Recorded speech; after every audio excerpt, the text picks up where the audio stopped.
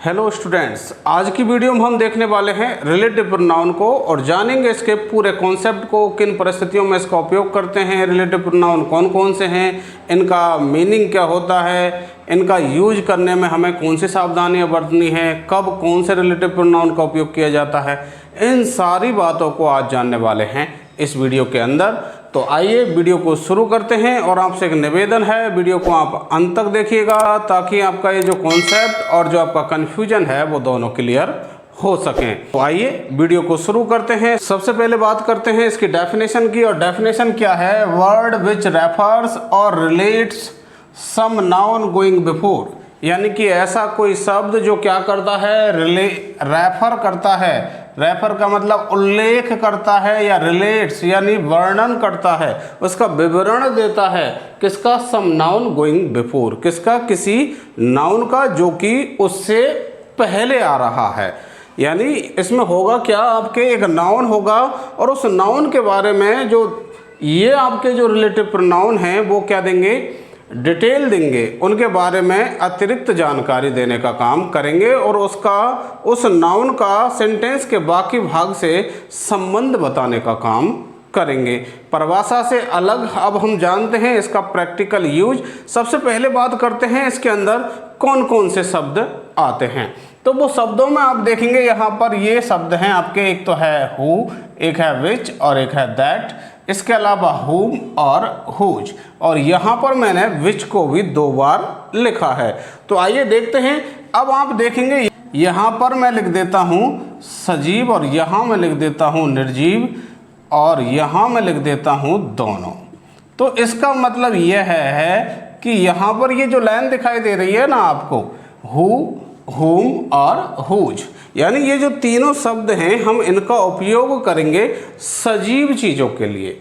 और ये जो लाइन के शब्द दिखाई दे रहे हैं विच और बिच, इनका उपयोग हम करेंगे निर्जीव चीज़ों के लिए। और जो दैट है इसका उपयोग हम दोनों जगह कर सकते हैं, सजीव चीज़ों के लिए भी और निर्जीव चीज़ों के लिए भी। लेकिन अभी मैं आपको बताऊंगा कि कब इस दैट का उपयोग हमें करना है। ऐसा नहीं है कि हम हमेशा ही दैट का उपयोग कर सकते हैं जब ये दोनों में लग सकता है। तो इसकी कुछ विशेष शर्तें हैं, उन शर्तों के पूरा होने पर ही हम दैट का उपयोग कर सकते हैं। बात यह है कि ये जो लाइन है आपकी ऊपर से नीचे और ऐसे ही ऊपर से नीचे, तो ये जो शब्द हैं 3 हु, विच और दैट, ये आपका काम करेंगे सब्जेक्ट का और ये आपका काम करेंगे यहाँ पर ऑब्जेक्ट का और ये आपका काम करेंगे यहाँ पजेसिव का। तो इनके अर्थ की और बात कर लेते हैं कि जो इस लाइन के ये शब्द हैं इनका जो अर्थ है वो क्या निकलता है? जो या जिसने, जो या जिसने, हु, विच, दैट, इन तीनों का ही अर्थ जो मीनिंग है वो क्या निकलता है? जो या जिसने। इसके अलावा इनका हुम और इस विच का अर्थ क्या निकलता है? जिसे या जिसको, जिसे या जिसको, ये इसका मीनिंग होता है। अब अगला है आपका हुज, इसका अर्थ क्या होता है? जिसका या जिसकी, जिसका या जिसकी, ये अर्थ होता है। तो अब इनको इन्हीं सेंसेज में हम, इन्हीं मीनिंग्स में हम इनका उपयोग करेंगे। इसको अब हम सेंटेंसेस से समझने का प्रयास करते हैं। अब जाहिर सी बात है, मैंने आपको ऊपर बता दिया, तो यहाँ पर आपके ये सब्जेक्ट का काम करेंगे, ये ऑब्जेक्ट का काम करेंगे और ये पजेसिव का काम करेंगे। तो देखिए सेंटेंस देखिए आप यहाँ पर, दिस इज द बॉय, यह लड़का है, हु वर्क्स हार्ड, जो कठिन परिश्रम करता है। तो यहाँ पर ये जो का अर्थ देने के लिए कौन आया है? हु आया है, जो कि एक क्या है? रिलेटिव प्रोनाउन है। क्या है? रिलेटिव प्रोनाउन है। और वह किसको रिलेट कर रहा है? इस बॉय जो ये नाउन है इसको रिलेट करने का काम कर रहा है कि लड़का कौन सा? जो कि कठिन परिश्रम करता है। तो इस तरीके से आपको जो का अर्थ, जो या जिसने का अर्थ देने के लिए सजीव मामले में, क्योंकि ये लड़का था, सजीव था, पुरुष था, इसलिए हमने क्या लगाया यहाँ पर? हु। वैसे ये 2 सेंटेंसेस थे, कौन सा? दिस इज द बॉय और ही वर्क्स हार्ड, उसमें से हमने ही हटा करके हु लगा दिया उसकी जगह। तो ये सेंटेंस क्या बन गया? This is the boy who works hard. अब अगला सेंटेंस देखिए आप, इसमें हमने उपयोग में लिया है whom को। तो Ram whom I gave some money is my friend। यहाँ पर दो सेंटेंस थे, राम इज माई फ्रेंड एक सेंटेंस था और I gave some money दूसरा सेंटेंस था। इन दोनों सेंटेंसेस को हमने जब रिलेटिव प्रोनाउन से जोड़ने का काम किया तो क्या बना, Ram whom I gave some money is my friend। तो यहाँ पर whom राम जिसको मैंने कुछ धन दिया मेरा मित्र है। तो यहाँ पर जिसको, जिसे या जिसको का अर्थ देने के लिए हमने क्या लगाया, whom। और चूंकि जो राम है आपका कैसा है, सजीव है, इसलिए हमने क्या लगाया, whom। अगला सेंटेंस देखिए आप, Seema whose father is a doctor topped the class. अब जिसका जिसकी का अर्थ देने के लिए हुज है अपने पास, तो सीमा जिसका पिता एक डॉक्टर है, टॉप्ड द क्लास उसने क्लास को टॉप किया। तो यहाँ पर जिसका जिसकी का अर्थ देने के लिए हमने क्या लगाया, हुज लगाया। अगला सेंटेंस आप देखिए, this is the car which is my favourite. यहाँ पर अब बात किसकी हो रही है, कार की, जो कि कैसी चीज है, निर्जीव चीज है। अब निर्जीव चीज के लिए हमें जो या जिसे का अर्थ देने के लिए क्या लगाना है, विच लगाना है, इसलिए हमने यहाँ पर क्या लगाया, विच। तो यह वह कार है जो मेरी फेवरेट है, तो जो का अर्थ देने के लिए विच।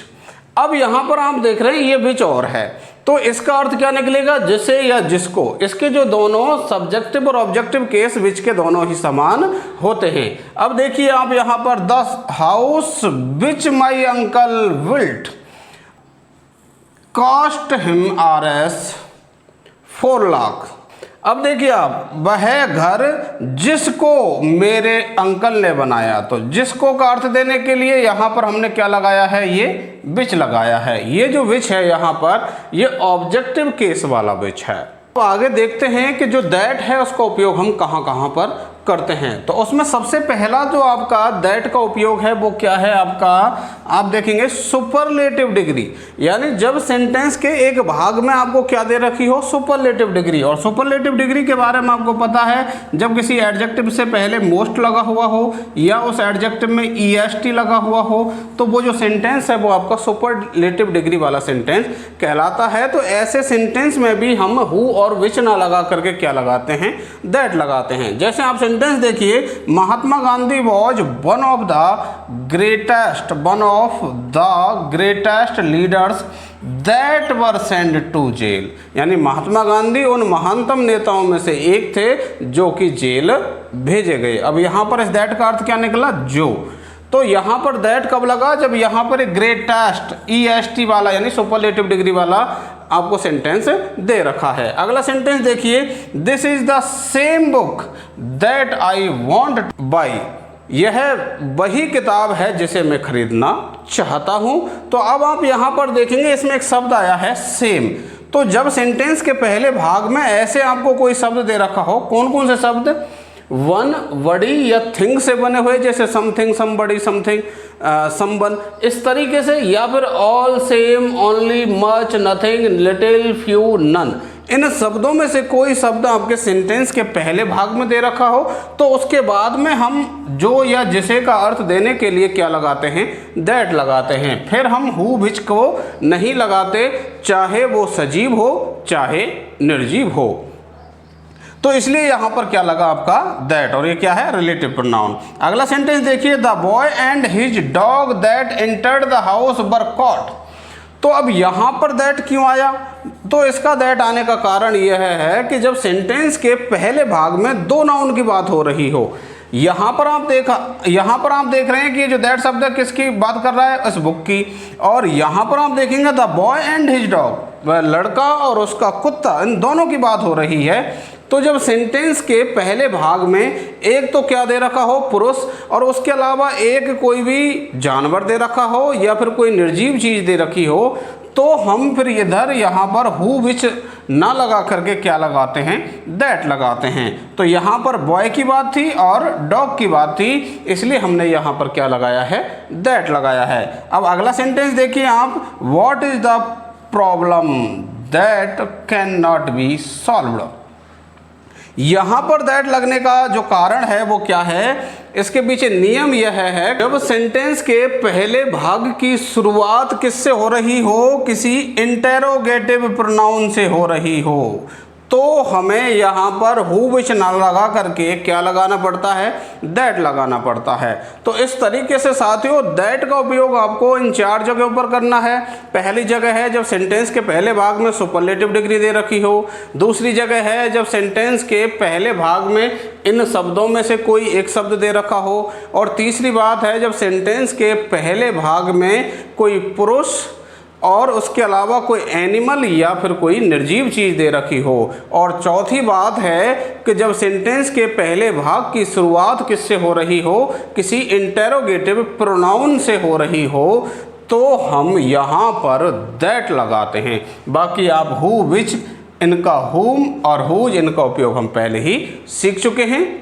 आशा करता हूँ साथियों ये जो कॉन्सेप्ट है आपका एकदम क्लियर हो गया होगा, और यदि ऐसा है तो आप इस वीडियो को लाइक करके आप अपने अन्य साथियों तक शेयर कर दीजिए। और यदि आप चैनल पर नए हैं और अभी तक आपने चैनल को सब्सक्राइब नहीं किया है तो चैनल को सब्सक्राइब करके बेल आइकन प्रेस कर लीजिए ताकि हमारी वीडियोज के नोटिफिकेशन आपको समय पर मिल सके। मिलते हैं अगली वीडियो में अगले कॉन्सेप्ट के साथ। वीडियो को अंत तक देखने के लिए धन्यवाद।